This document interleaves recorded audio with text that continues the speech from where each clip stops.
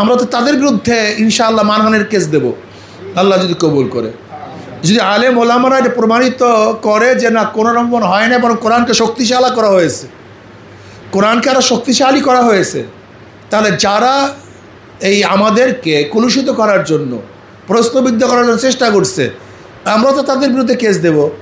আমরা কি চাই? ইসলামী আন্দোলন সবচেয়ে ভালো এক সংগঠন, এদের উপরে খুব বড় কোনো প্রশ্ন নেই, কোনো বড় প্রশ্ন নেই আলহামদুলিল্লাহ। অন্যান্য সংগঠনের উপরে হাজারো বড় বড় প্রশ্ন আছে, কিন্তু ইসলামী আন্দোলনের উপরে বড় কোনো প্রশ্ন নেই। যা কিছু প্রশ্ন তুলতেছে আবাস মিথ্যা বানোয়ার। কি প্রশ্ন তুলে? নেশা খায়, মিথ্যা খায়, পিসাব চর্ম নাই, এর কোনো ভিত্তি নেই। তারা কি প্রশ্ন তো আমরা ভণ্ড, এর কোনো ভিত্তি নেই। তারা কি প্রশ্ন তোরে আমরা মূর্খ, এর কোনো ভিত্তি নেই। তারা কি প্রশ্ন তোরে আমি কোরআন অবমাননা করছি, যেই দাবি তুলছে, আমরা তো তাদের বিরুদ্ধে ইনশাআল্লাহ মানহানির কেস দেব আল্লাহ যদি কবুল করে।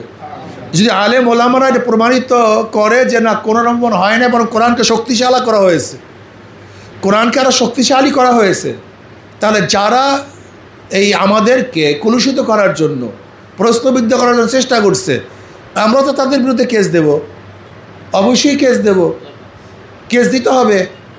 এটা আলেম ওলামারা প্রমাণ করবে আহ্বানে তো হইসি হয় নাই, না কোরআনকে শক্তিশালী করা হয়েছে। আপনি এক হাতকে পঙ্গু করে আর এক হাতকে শক্তিশালী করা হয় না।